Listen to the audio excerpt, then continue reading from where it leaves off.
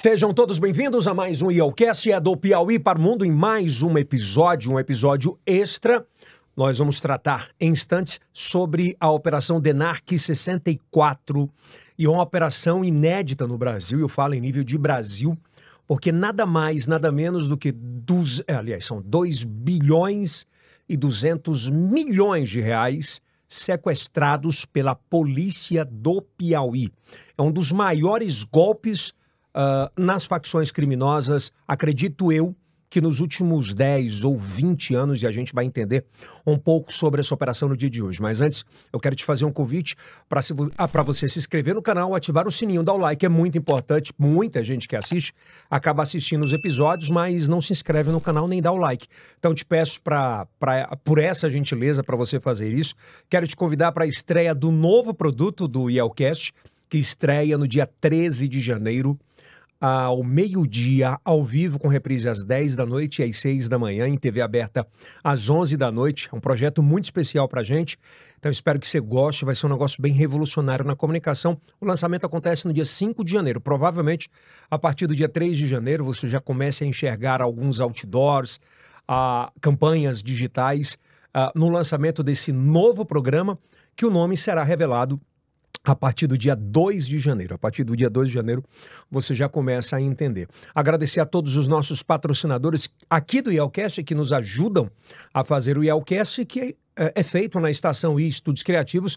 São 6 estúdios prontos para você fazer o seu conteúdo digital. Se você quer ter um podcast, um programa, enfim, a gente está à disposição para realizar todos esses desejos de audiovisual. Aliás, agora eu sempre falo assim, eu peço licença para entrar no seu telefone. Antes era na sua casa, na sua televisão, mas muito mais agora no celular. Eu recebo o delegado Samuel. Seja bem-vindo, delegado. Obrigado, Yeltsin. Sempre um prazer, alegria participar. Aliás, a sua última, que repercussão absurda, hein? Sempre a próxima. Será? Eu nem perguntei se é, porque no último bate-papo nosso, no finalzinho do bate-papo, sobre aquela operação, eu perguntei, né? Qual a próxima grande operação, né? Mas você respondeu. Você perguntou se aquela era a melhor, era a grande maior. operação, era. Eu disse a maior sempre será a próxima. E essa operação de 2 bilhões e 200 milhões de reais foi a maior? A próxima. Será a próxima. Será a próxima. Então vamos lá. Vamos começar com esse bate-papo. Eu gosto de ler alguns comentários. E eu vi algumas postagens e falar, isso é perseguição. Uma família tão bonita, como é que é preso esposo, esposa e os 2 filhos? A primeira pergunta e a primeira indagação é entender como foi desenvolvida essa operação do DENARC 64. Da onde surgiu, qual foi o fio dessa história para se apreender, se sequestrar 2 bilhões e 200 milhões de reais? Veja só, Yeltsin. Primeiro, aqui um esclarecimento. Essa é a primeira operação da Polícia Civil desencadeada pelo DENARC de um inquérito próprio de lavagem de dinheiro.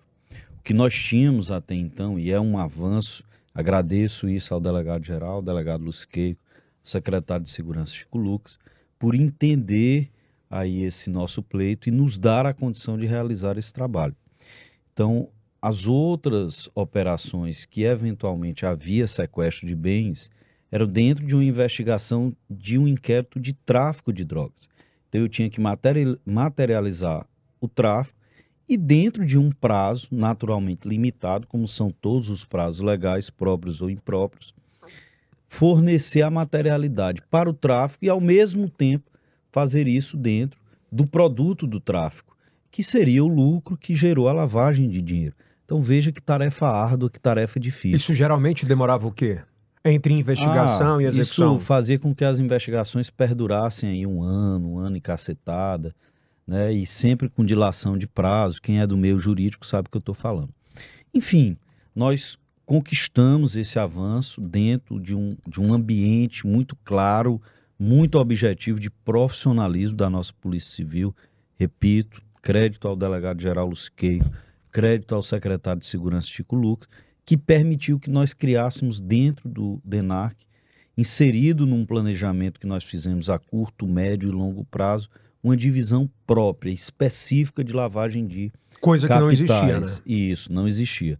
E aí confiamos esse trabalho à delegada Adília, que é uma delegada experiente, uma grande delegada, experiente delegada, e graças a Deus, com todo o entorno de equipe que temos no DENARC, temos avançado significativamente, o que me permite, sempre quando indagado de sua parte, se essa foi a maior operação, com muita tranquilidade dizer que a maior será sempre a próxima, porque eu sei o que está acontecendo lá no DENARC.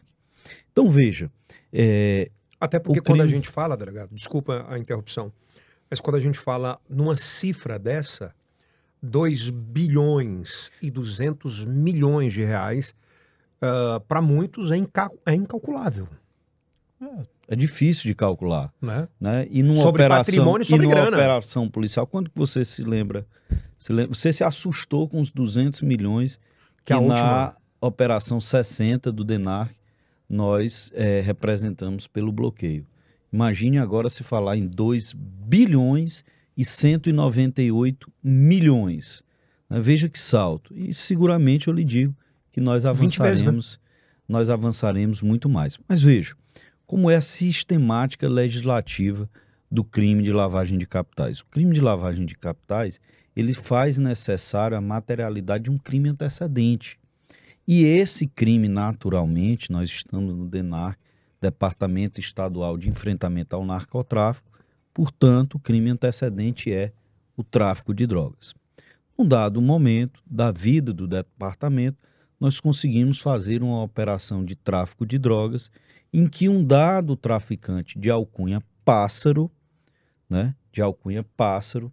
foi preso junto com toda a sua quadrilha de traficantes, ok? A partir disso, como prova emprestada, por assim dizer... Eu tenho que só fazer essa pergunta. O nível do Pássaro nessa configuração de facção criminosa, ele era um cara de relevância ou era... De relevância, vinculado à facção Bonde dos 40.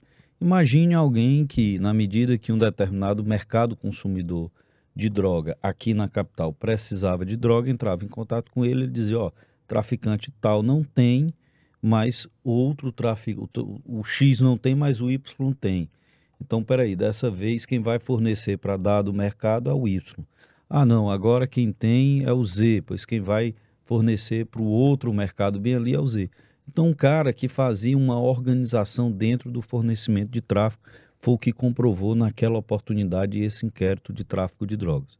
Pois bem, a partir disso, abrimos um inquérito próprio, específico de lavagem de capitais. Em 3 meses, conseguimos avançar profundamente nessa investigação, mediante um relatório de inteligência financeira, mediante a quebra de sigilo fiscal, de quebra de sigilo bancário, a observar vários vínculos financeiros entre pessoas físicas com origem no mundo do crime, destacadamente o tráfico de drogas e destacadamente a facção Bonde dos 40, e 9 pessoas jurídicas, 9 empresas. E fazendo um corte temporal, tendo como marco aí 5 anos, nós conseguimos chegar a essa cifra que chega ao patamar de 2 bilhões 198 milhões. Mas que dinheiro é esse? É o dinheiro é o dinheiro de faturamento total dessas empresas? Não. Isso é apenas o corte do dinheiro diagnosticado pelo COAF, pelo Banco Central, de movimentação atípica, que teria origem nesse mundo criminoso, particularmente no mundo do tráfico de drogas. É por isso que eu quero te fazer essa pergunta, para a gente não ficar no achismo. Quando a polícia começa a investigar algo, e em específico em lavagem de dinheiro, você tem essas instâncias de investigação. Então, para chegar a esses 2 bilhões e 200 milhões de dólares, reais, ainda não foram dólares, 2 bilhões e 200 milhões de reais, quais tipos de investigações que vocês fizeram em termos financeiros? Quais foram essas prateleiras? É lógico que o métier da polícia, a praxe policial, a gente não pode aqui esclarecer exaustivamente. Mas as medidas cautelares é natural, até pela legislação, que todo mundo conheça. Então é lógico que a gente pode aqui aclarar alguns pontos. Uma investigação financeira passa naturalmente por um RIF, né? Naturalmente passa O por que é o RIF? é o relatório de inteligência financeira, né? Que basicamente é a coleção de dados bancários feito pelo próprio banco daquele, em tese, cliente. Ou PE, ou pessoa física ou pessoa jurídica. Pessoa né? física ou pessoa jurídica. A partir disso, a gente consegue avançar para uma quebra de sigilo bancário. Uhum. Eu costumo dizer até o seguinte: se você quer conhecer uma pessoa, porque falar de futuro do amanhã é fácil. Quer conhecer alguém, vá buscar no seu passado. É claro que todo mundo tem a oportunidade de mudar e construir uma nova história. Mas eu trago esse comparativo, colocando como metáfora, para os indícios de prova.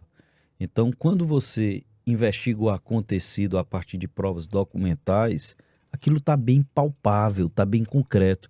E a investigação financeira ela é muito disso, né? Você não consegue camuflar, embora haja vários modus operandi da lavagem de dinheiro. Você pode eventualmente emprestar juros, você pode corretar, você pode envolver serviço, compra e venda de mercadorias, mas é o que os americanos, você gosta de ir muito aos Estados Unidos, chamado follow the money, né? Siga o dinheiro. Então, seguindo o dinheiro... Você encontra tudo, né? Por mais que haja a estratégia de distanciar o recurso da origem ilícita, passando por várias contas, passando pelas empresas, misturando com a pessoa física, devolvendo para o agente criminoso, quando eu falo agente criminoso, do crime comum que não de lavagem de dinheiro. Por mais que isso aconteça, mas tudo é documento. E a partir de uma análise de inteligência constituindo vínculos, você consegue concretizar e materializar os indícios de prova a formar a culpa. E aí nasce a prisão preventiva, como nasceu dessa Operação 64, que futuramente gerará, creio eu, de outras operações, penal, né? E também outras então, vamos operações. Lá. A DENARC 64, essa operação, quais os modus operantes definitivamente dessa sistemática que nos últimos 5 anos movimentaram 2 bilhões e 200 milhões? Facção criminosa, bonde dos 40, tráfico de drogas, envolvimento de 9 pessoas jurídicas. Parte delas, se eu não estiver enganado, 4 pessoas jurídicas de fachada, prédios precários, de baixo valor, que movimentavam milhões. Movimentavam milhões porque, na verdade, eram empresas laranjas. Outras empresas até tinham um funcionamento real, mas totalmente discrepante da declaração fiscal. Né? Você declara 3 milhões, fatura 100 e tanto. Milhões? Por exemplo, ao ano. Estou aqui apenas exemplificando. Tá. Né? Para que fique entendível o comparativo. Então, nós temos empresas, por exemplo, que movimentou aí 600 milhões. Né? Essa, por exemplo, que você se referiu, a essa família que na manhã de hoje foi toda presa e que nós lamentamos, mãe, 2 irmãos, né? Por ser uma família, mas nesse espaço de tempo diagnosticado pelo COAF de movimentação atípica, ou seja, movimentação não regular aos olhos do próprio sistema bancário, movimentou 1 bilhão e 200 milhões. Quanto? Uma dada empresa, mais de 600 milhões, a outra também vinculada a essa mesma empresa, mais de 600 milhões. A imagem está na tela, são os 4, né? Então, assim, não é... E por que a totalidade dos integrantes dessa família? Por favor, eu preciso perguntar sobre isso. Uma movimentou 600 milhões e a outra 400 milhões. Exato. Essa de 400 milhões era o quê? Uma movimentou 600 milhões, 600 e cacetada, foi a empresa que mais movimentou com... Venda de carros. Acho que, se eu não estiver enganado, locação de veículos. Locação de veículos. E a segunda que mais movimentou, venda de autopeças, se eu não estiver enganado. Mas nós temos o quadro explicativo. Eu vou mostrar já. Mas quer dizer que os caras vendiam, assim, aspas, vejam né? Peças, era uma empresa de venda de peças de automóveis, enfim, e faturou mais de 400 milhões. Mais de 600 cacetados, se eu não tiver. Tem um quadro explicativo para a gente aí. Não. Até porque assim, é uma coisa que chama muita atenção. Por isso que deve ter Apressa aí para mim. Mas o problema em si não é o faturamento. Sim. Né? As empresas, nós vivemos num sistema que as empresas, a gente torce que lucrem, que cresçam. Mas a partir da atipicidade da movimentação, da origem do dinheiro, né, é que gera naturalmente o sinal de alerta. Tipo, delegado, se o cara ele faturava 4... Pode avançar aí, pode avançar tipo aí. assim, se ele fatura... Veja só. Vamos lá. Essa empresa, Barão Veículos, que é compra e venda... Acho que eu estou prezando de óculos. Barão Veículos, aí tem... A primeira é Barão Veículos, casa de acessórios, se eu não estiver enganado, 664 milhões. Caramba, velho! Me auxilie que você está de óculos, eu não estou. Casa dos acessórios 636 milhões. Pronto, tá Top K, 420 milhões. Isso. Aí tem JI... E J Construções. Até construção de 100 milhões. Celltime, essa empresa é de Floriano, viu? Cellprime. O proprietário dela está foragido, a expectativa é que a gente prenda aí pelos próximos dias. Essa Cellprime vende o quê? Celular. Você tá de brincadeira, de 68 milhões não. É isso. De celular. De celular. E acessórios. Como é que o cara vai vender? Você já comprou o celular lá? Não. Certeza que não. Eu compro da Apple nos Estados Unidos quando eu vou lá. E ainda tem LJ Trader. Educacional. Educacional. Trader educacional. 67 milhões de reais. Pois é, e isso aí. Não, cara, aí é chamar o sistema de burro. Aí são as 5 empresas que mais movimentavam. Isso, a conjugação a junção desses valores não chega aos 2 bilhões. Mas chega bem próximo a isso. Não, ele fala ali, movimentaram quase 2 bilhões, é isso? Exato, para destacar que apenas 5 chegaram a esse patamar. Aí, quando a gente avançar na explicação, você vai ver o histórico criminoso de todos os envolvidos. Da família que foi presa. Sim. Elas eram proprietárias de quantas dessas empresas? Das 2 primeiras. Então, só a família movimentou quase 1,3... Isso. Pode dizer. 1,3 bi. É isso. Nos últimos 5 anos? Isso. Caramba, passa aí pra mim. Quem diz isso é o próprio sistema bancário. Não tem... Não tem. Então vamos lá. Não tem como você chegar e dizer a polícia tá pesando na mão. Não dá, tá né? Lá. Hoje, pode tirar da tela, até fazer essa pergunta pro Samuel, pro delegado. Hoje eu vi muita gente, mas não tem dó, não tem pena. Os filhos não podem estar envolvidos, a esposa muito menos. Eu te pergunto, delegado, qual a possibilidade de essa família não saber sobre o envolvimento com isso? Veja,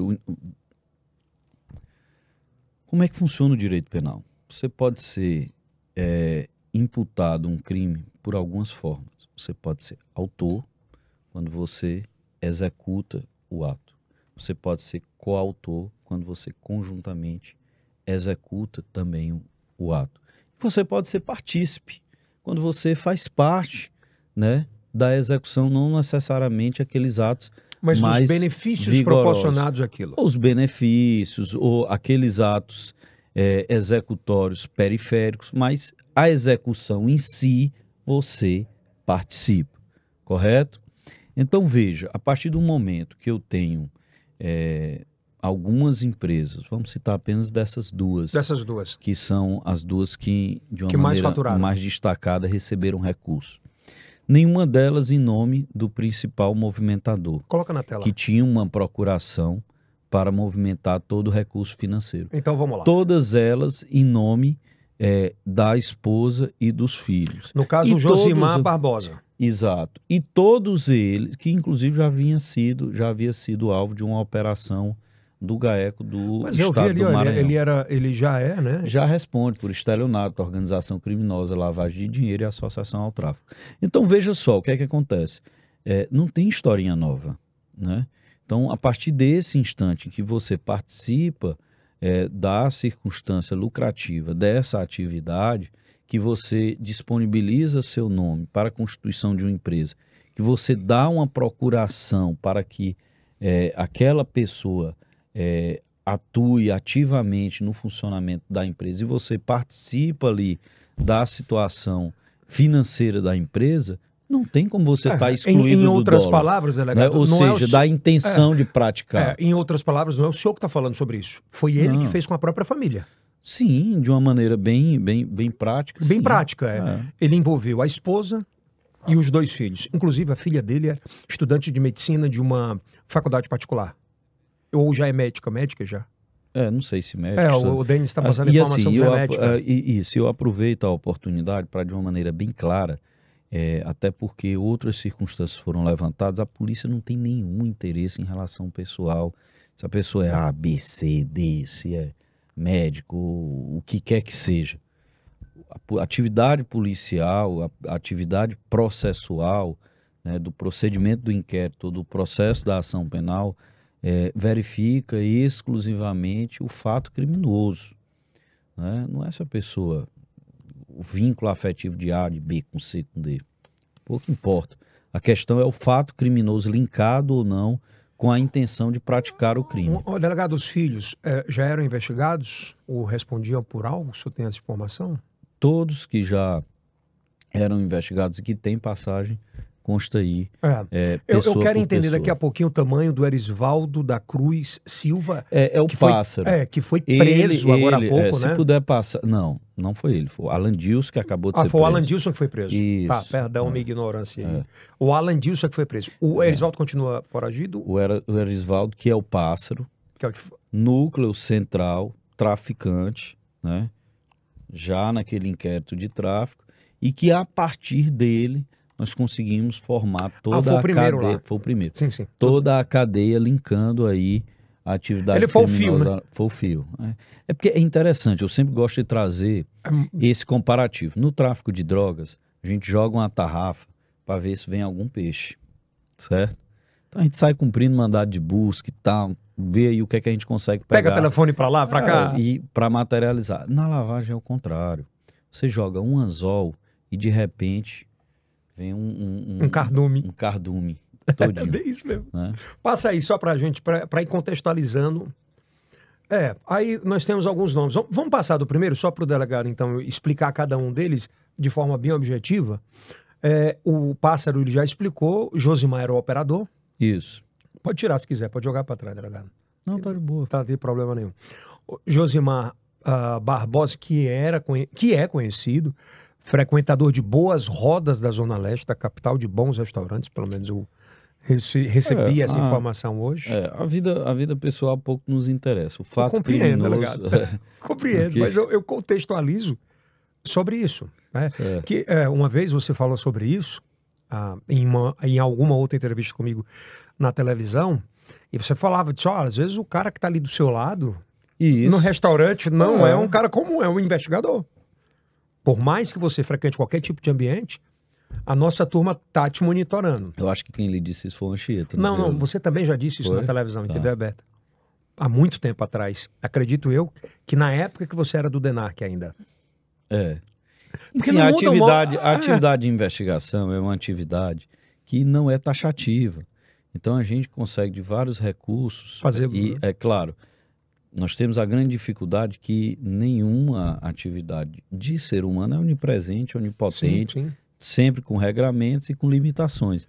Mas a partir da discricionariedade que há de investigar... E desde que mundo é mundo, os modos operantes de investigação. É isso. De investigações. E a gente busca a criatividade para chegar no nosso objetivo. Eu entendo. Edneide Souza, estelionatário, organização criminosa, lavagem de capitais, associação ao tráfico, o papel dele? Pessoal, o Ednei, ele inclusive, ele tem uma vinculação muito forte com o Josimar. Muito, muito forte mesmo. Seria um braço direito? Não posso... Acho, provavelmente hipoteticamente. Sim, hipoteticamente sim. Tá. Josiel Menezes, ele tem estelionatário, isso. Apropriação indébita e situação mediante sequestro. Também funciona com a parte da Josimar? lavagem. Ele era ligado. Você vai ver no organograma que, na verdade, o núcleo central... Eu acho que é interessante a gente passar primeiro o organograma. Vamos lá, colocar o organograma? Coloca até melhor o organograma mesmo. E depois... Tá, e volta aí. Então, volta. Aí depois... Eu acho que é o último slide, se eu não tiver enganado. O último slide, vamos lá. Vamos lá colocar. Tá aí. Pronto. Então veja, quem é que está no centro de tudo? Começou com o Pássaro. Isso, é o Erisvaldo que é o Pássaro. Ele era o centro ali. Exato, isso. Aí, vê só. Ele tem uma mulher à esquerda, uma mulher à direita. E aí você começa a ver a ramificação financeira. Eu repito, essa é uma investigação a grana, de lavagem de Como é que dinheiro. fala, delegado, nos Estados Unidos? Fala o demanda aí. Ferrou. Pois é, então é isso. Não tem muita, Seguiu não o tem dinheiro, muito o já que foi. discutir, né? Então é isso. Por exemplo, o Carlos Eduardo, bem ali, lá de Floriano, junto com o Valdes, de uma maneira bem direta, bem objetiva, o que se conclui a partir da investigação é que se trata de um laranja do Valdes, né? Que tem um histórico mais vinculado ao tráfico de drogas e também à lavagem de dinheiro na cidade de Floriano. Apenas para exemplificar um ramo. Agora a gente pode voltar. Só me chamou a atenção uma coisa, bom lhe perguntar sobre isso, delegado. Você vê que na ramificação do empresário, Aquele da casal, esposa, aquele casal ali foi preso em João Pessoa, né? Da esquerda, né? Da esquerda, o verde com o vermelho ali. Eu estou dizendo assim, chama a atenção, ainda falando da família, que a relação dos dois filhos só era completamente com eles dois, né? Isso. Você não tem ramificações laterais. Não tem. Você vê que o Josimar, ele concentra a vinculação com o Pássaro, traficante conhecido, que na cidade tradicional, né? E a relação do resto da família com o mundo do crime se dá toda pela através representatividade dele. São as decisões que o cara toma e repercute o resto da vida para a família. É bem isso, né? Não deixa. Vamos voltar um pouco agora, entendido sobre isso. Muita gente estava perguntando, eu vi alguns comentários, delegado, falando assim, se esse dinheiro todo estava em conta. Esse dinheiro todo circulou nas contas. Aí vamos para a estratégia da lavagem. Mas eu quero entender qual era o desenho do dinheiro. Vamos bem aqui. O que é que funciona normalmente no mundo do crime, considerando que o crime venha a ter sucesso, hipoteticamente? E eu acho que assim, eu posso até usar esse filme como comparativo. Todo mundo assistiu O Poderoso Chefão. Sim. Né? O que é que acontecia naquela máfia do Poderoso Chefão? O cara atuava de uma maneira criminosa por anos, constituía um patrimônio, e aí depois qual era a grande preocupação? Legalizar esse patrimônio. Esquentar o dinheiro. Esquentar o dinheiro, branquear o recurso, né? Chamado lavagem de dinheiro, lavagem de capitais. Então, assim, o criminoso, a partir de um dado momento, ele se sente confortável para dizer, não, aqui, bacana, foi, já deu, eu tenho que tentar migrar e viver a partir disso. Não é o cara isso? conseguiu R$1 bilhão. Então, flui desse jeito, né? Então, a lavagem de dinheiro, ela tem essa estratégia de uma maneira muito direta. Lavar, para chegar a um ponto que a pessoa possa se distanciar. Então, assim, e para evitar a persecução penal, para evitar o caminho da polícia em direção ao criminoso, ele tenta afastar aquele recurso da origem ilícita. E uma das estratégias para afastar esse recurso é o volume acentuado de transferência. Transfiro para você, que vai para... Transfiro para A, que vai para B, que vai para C, que vai para D. Depois retorna para a origem em outro formato. Nesse caso específico, como é que vocês identificaram? Você pode dar um nome, por exemplo. Do agente criminoso, considerando agente criminoso aquele que praticava o crime comum, ia para a pessoa jurídica, que depois ia para a pessoa física, agente criminoso comum, depois ia para a pessoa jurídica, e em cada vinculação dessa, eles acreditavam que o dinheiro se distanciava da origem criminosa. E em cada operação dessa, o empresário ganhava algo. Tipo um percentual sobre aquilo. E o agente criminoso comum perdia algo. E ganhava o quê? Na expectativa de ter o dinheiro, ao final de tudo, com a aparência de legalizado. Isso dá certo? Não deu. Pelo menos não nesse caso. Não nesse caso, e foi muito forte. Passa um pouquinho lá, só para a quantidade de carros apreendidos, delegado. Nós temos, durante a investigação, o diagnóstico de 190 veículos que têm relação direta ou indireta com o dinheiro ilícito.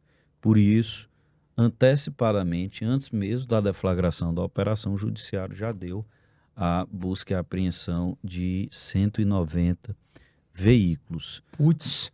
190. Eu estou falando extra, os 2 bilhões. Não está dentro? Não está, é contagem extra. Os 2 bilhões e 198 milhões é dinheiro que circula em conta bancária. Eu estou falando de outra coisa aqui. Tô falando mais 190 aí? De carros, 190 veículos. Todos a maioria de alto padrão?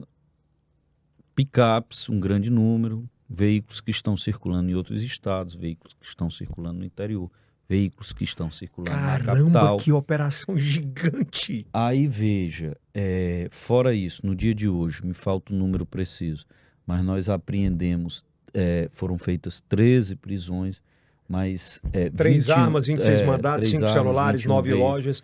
Essas 9 lojas fechadas, todas em Teresina, delegado? Não, também em Floriano. Acho que 1 ou 2 em Floriano. Aquela Cell, alguma coisa, né? Cell Prime, eu acho. Era lá, né? Era lá em Floriano. Tem imagem, eu não sei se tem imagem, Denis, da loja que faturou 600 milhões vendendo peças? Tem aí essa imagem? Me chamou muito... Pois é, me chamou muita atenção. Agora, delegado, assim, eu não lembro, na minha cobertura de história policial, nos últimos 20 anos, de ver uma operação com um montante financeiro tão forte, tão coesa. É um case absurdo para a Polícia do Estado, né?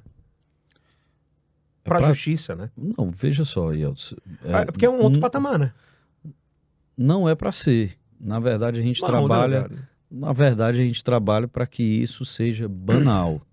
Né? O trabalho...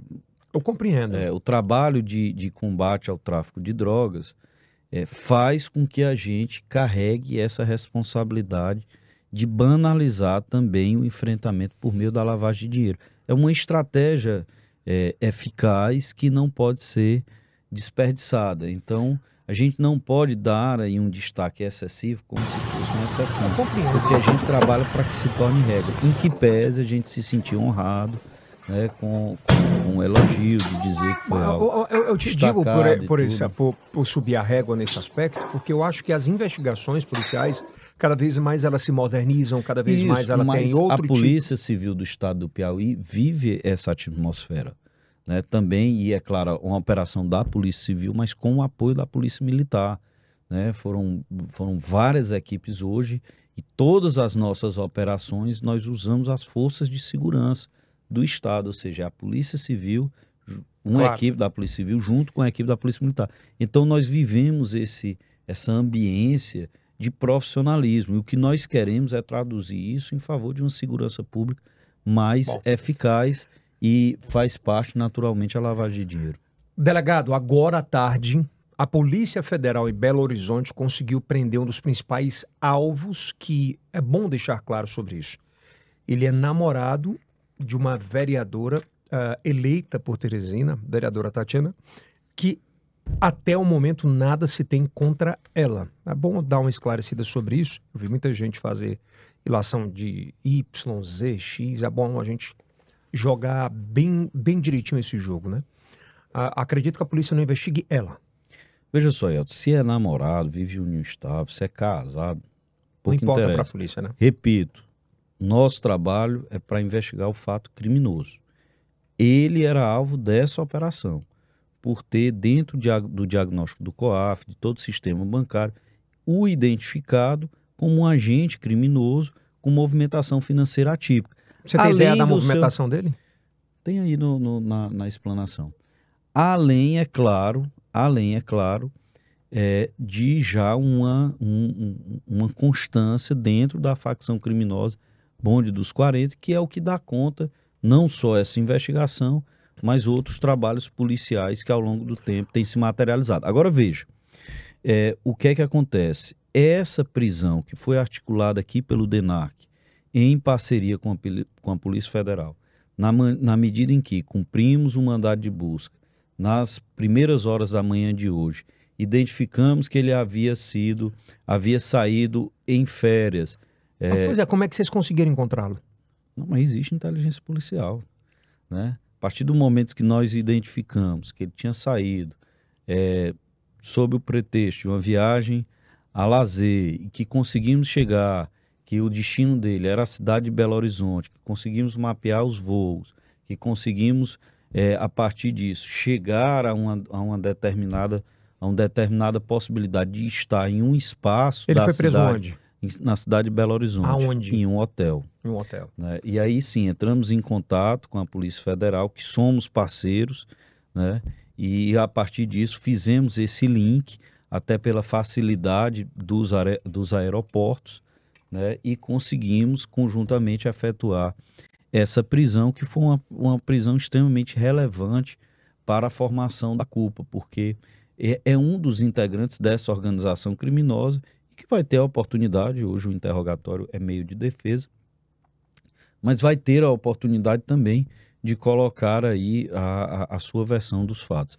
Agora, o que há de indício de prova... Ele já tinha sofrido uma batida do Draco. Inclusive, esses vídeos circulam nas redes sociais, né?